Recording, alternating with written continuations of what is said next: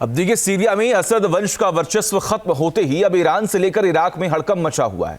दरअसल सीरिया अब ईरान के हाथ से निकल चुका है। ईरान की प्रॉक्सी मिलिशिया गुट का भी सीरिया से खात्मा हो चुका है। ऐसे में ईरान के लिए इजराइल और अमेरिका का मुकाबला करना मुश्किल हो चुका है।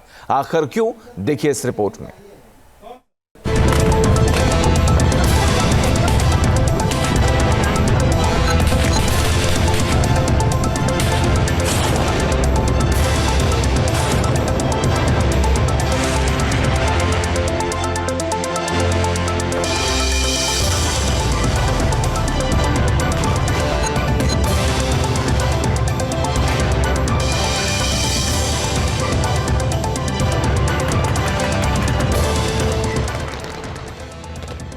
सीरिया पर विद्रोहियों के कब्जे ने मिडिल ईस्ट में शक्ति संतुलन को पूरी तरह से बदल दिया है।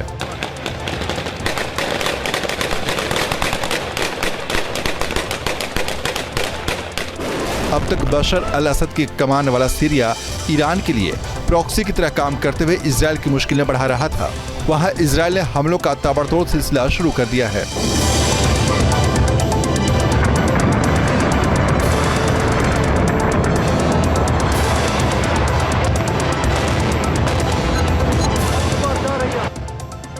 इजराइल ने सीरिया के दारा शहर में एक के बाद एक कई एयर स्ट्राइक किए हैं। ये वही शहर है जिसे विद्रोहियों ने 6 दिसंबर को अपना कब्जा जमा लिया था।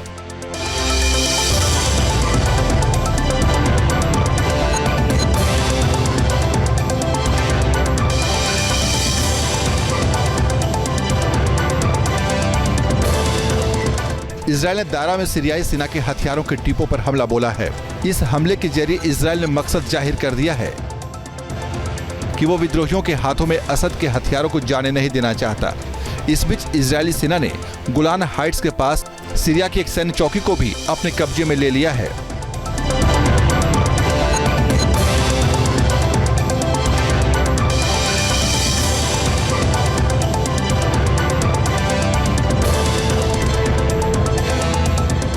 दरअसल इजरायल का सीरिया में इस तरह मिलिट्री एक्शन ने ईरान को साफ साफ मैसेज दिया है कि सीरिया पर उसकी पकड़ खत्म हो चुकी है। एक वक्त इजरायल को घेरने के लिए सर्वोच्च ईरानी नेता अयातुल्लाह खामेनेई ने सीरिया को एक्सिस ऑफ रेजिस्टेंस में गोल्डन रिंग कहा था, लेकिन ये रिंग अब उसके हाथ से फिसल चुकी है। ईरान असद की कमान वाले सीरिया को पिछले कई साल से हथियारों के साथ साथ आर्थिक मदद करता आ रहा है। सीरिया ही वो रास्ता था जिसके जरिए ईरान लेबनान में मौजूद हिजबुल्लाह को इजरायल के खिलाफ हथियार मुहैया करा रहा था, लेकिन अब ऐसा करना उसके लिए नामुमकिन है। ये सब ऐसे समय में हुआ है जब इजरायल के साथ वो लगभग सीधी जंग लड़ रहा है।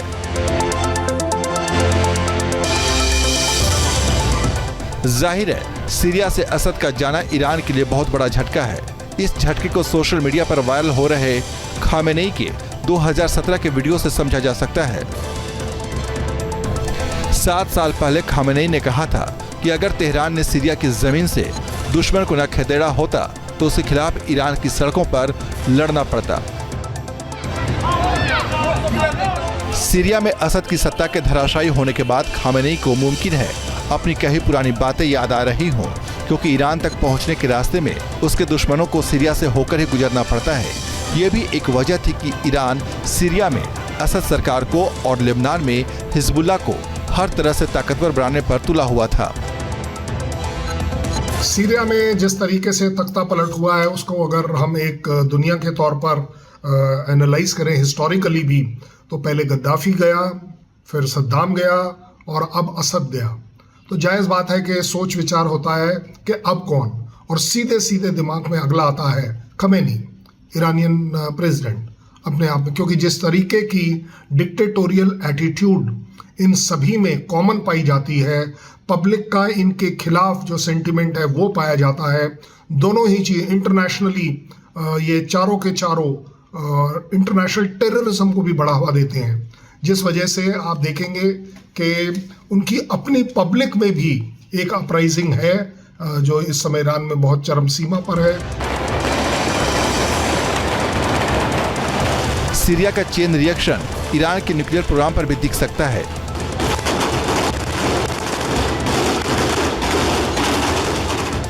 क्योंकि ईरान अब हथियारों के यूरेनियम के भंडार पर तेजी से काम कर सकता है। IAEA के चीफ राफेल ग्रोसी ने 2 दिन पहले ही इसे लेकर वार्निंग जारी की थी।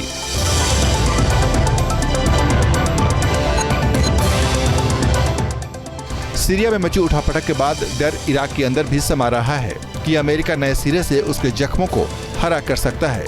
इराक के शिया मौलानाओं की हमदर्दी असद के साथ थी, वो अब उस खतरे को अपने करीब महसूस करने लगे हैं। इराक के शिया स्कॉलर सैयद हाशिम अल हैदरी ने चेतावनी दी है कि सीरिया में जो कुछ हुआ है वो तो जंग की शुरुआत है, क्योंकि लेबनान और सीरिया के बाद इराक की बारी आने वाली है। अल हैदरी ने अपनी इस वार्निंग में सीधे सीधे अमेरिका का नाम लिया है। عرض میکنم جنگ هنوز اولش این بحث سوریه حالا این روز اول هنوز ما عراق داریم. حالا من از 2-3 ماه تقریبا عرض کردم تو بعض سخنرانی‌ها بعد از لبنان سوریه و شد و بعد از سوریه حالا اینو ثبت کنید عراقه و اینجا آماده کنید جنگ بزرگ ما داریم در عراق. حالا چون بزرگترین سفارت در کل دنیا سفارت امریکا در بغداد این باید اخراج بشه. البته نقش عراقی ها اول حالا ما عمل کردیم به وظیفه خودمون. दरअसल इराक में आतंकियों का एक गुट है जो अमेरिका के खिलाफ हथियार उठाए हुए है। अप्रैल में इस आतंकी समूह ने सीरिया में मौजूद अमेरिकी सैन्य अड्डों पर रॉकेट से हमला किया था। इराक के इन आतंकियों पर अमेरिका की नजर बनी हुई है। सीरिया में अभी भी करीब 900 अमेरिकी सैनिकों की तैनाती है, जो इस इलाके में बैलेंस ऑफ पावर का हिस्सा बना हुआ है। ऐसे में सीरिया के अंदर ईरान का कमजोर होना और रूस की तरफ से लगभग प्रतिरोध नहीं होना अमेरिका को खुला मैदान देता दिखाई दे रहा है। हालांकि नवनिर्वाचित अमेरिकी राष्ट्रपति डोनाल्ड ट्रंप ने माइक्रो ब्लॉगिंग साइट एक्स पर लिखा है कि सीरिया अमेरिका की लड़ाई नहीं है, अमेरिका को इससे मतलब नहीं है और इससे बाहर ही रहना चाहिए। डोनाल्ड ट्रंप पहले भी सीरिया से अमेरिकी सैनिकों को बाहर निकालने की बात कह चुके हैं, लेकिन संभव है ईरान की वजह से अमेरिका इतनी आसानी से सीरिया को छोड़कर जाना नहीं चाहेगा। Team news nation.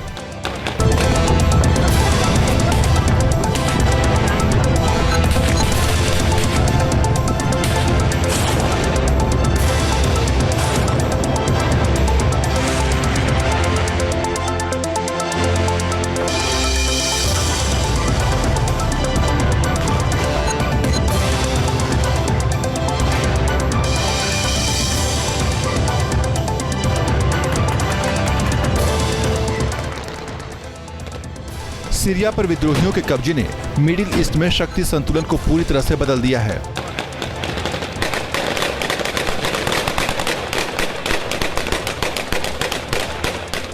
अब तक बशर अल असद की कमान वाला सीरिया ईरान के लिए प्रॉक्सी की तरह काम करते हुए इजराइल की मुश्किलें बढ़ा रहा था। वहां इजराइल ने हमलों का ताबड़तोड़ सिलसिला शुरू कर दिया है।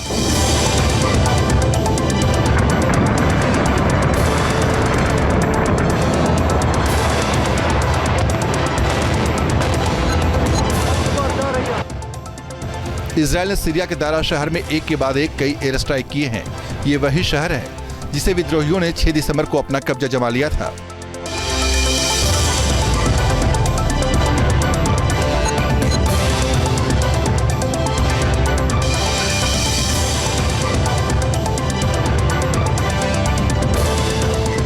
इजराइल ने दारा में सीरियाई सेना के हथियारों के डिपो पर हमला बोला है।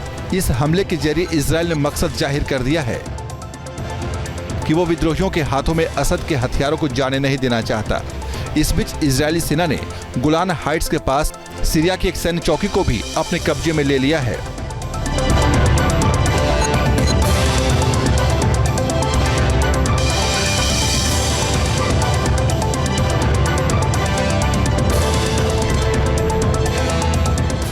दरअसल इजरायल का सीरिया में इस तरह मिलिट्री एक्शन ने ईरान को साफ साफ मैसेज दिया है कि सीरिया पर उसकी पकड़ खत्म हो चुकी है। एक वक्त इजरायल को घेरने के लिए सर्वोच्च ईरानी नेता अयातुल्लाह खामेनेई ने सीरिया को एक्सिस ऑफ रेजिस्टेंस में गोल्डन रिंग कहा था, लेकिन ये रिंग अब उसके हाथ से फिसल चुकी है। ईरान असद की कमान वाले सीरिया को पिछले कई साल से हथियारों के साथ साथ आर्थिक मदद करता आ रहा है। सीरिया ही वो रास्ता था जिसके जरिए ईरान लेबनान में मौजूद हिजबुल्लाह को इजरायल के खिलाफ हथियार मुहैया करा रहा था, लेकिन अब ऐसा करना उसके लिए नामुमकिन है। ये सब ऐसे समय में हुआ है जब इजराइल के साथ वो लगभग सीधी जंग लड़ रहा है।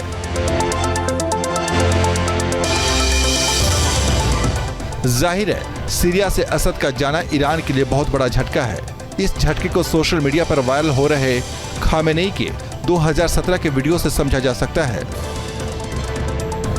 7 साल पहले खामेनेई ने कहा था कि अगर तेहरान ने सीरिया की जमीन से दुश्मन को न खदेड़ा होता तो उसके खिलाफ ईरान की सड़कों पर लड़ना पड़ता।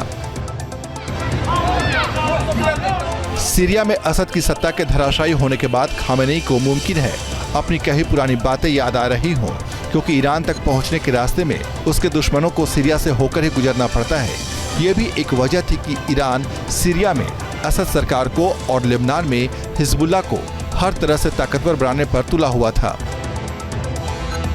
सीरिया में जिस तरीके से तख्ता पलट हुआ है उसको अगर हम एक दुनिया के तौर पर एनालाइज करें हिस्टोरिकली भी, तो पहले गद्दाफी गया, फिर सद्दाम गया और अब असद गया।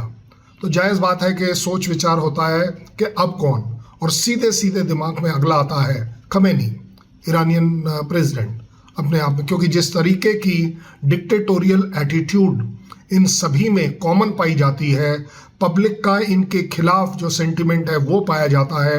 दोनों ही चीज़ इंटरनेशनली ये चारों के चारों इंटरनेशनल टेररिज्म को भी बढ़ावा देते हैं, जिस वजह से आप देखेंगे कि उनकी अपनी पब्लिक में भी एक अपराइजिंग है जो इस समय ईरान में बहुत चरम सीमा पर है। सीरिया का चेन रिएक्शन ईरान के न्यूक्लियर प्रोग्राम पर भी दिख सकता है।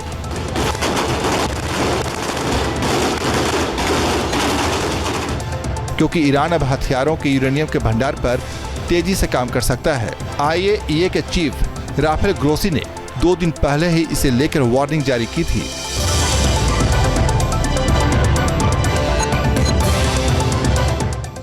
सीरिया में मची उठापटक के बाद डर इराक के अंदर भी समा रहा है कि अमेरिका नए सिरे से उसके जख्मों को हरा कर सकता है।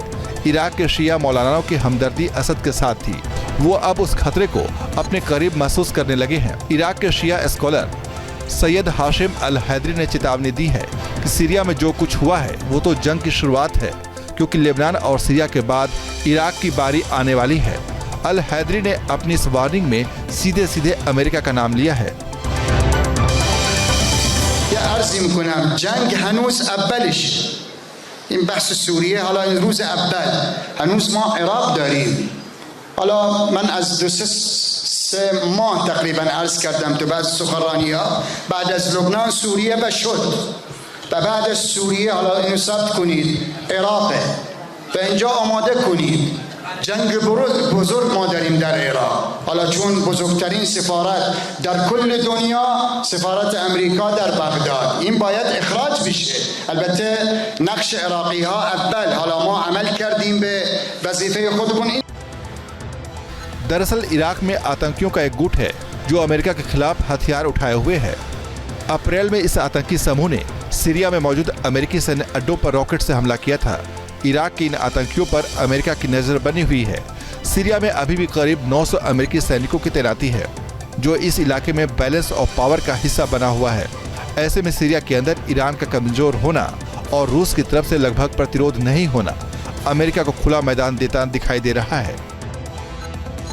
हालांकि नवनिर्वाचित अमेरिकी राष्ट्रपति डोनाल्ड ट्रंप ने माइक्रो ब्लॉगिंग साइट एक्स पर लिखा है कि सीरिया अमेरिका की लड़ाई नहीं है, अमेरिका को इससे मतलब नहीं है और इससे बाहर ही रहना चाहिए। डोनाल्ड ट्रंप पहले भी सीरिया से अमेरिकी सैनिकों को बाहर निकालने की बात कह चुके हैं, लेकिन संभव है ईरान की वजह से अमेरिका इतनी आसानी से सीरिया को छोड़कर जाना नहीं चाहेगा। Team news nation. News nation अब व्हाट्सएप पर खबरों के ताजा अपडेट के लिए न्यूज़ नेशन के इस QR कोड को स्कैन करें।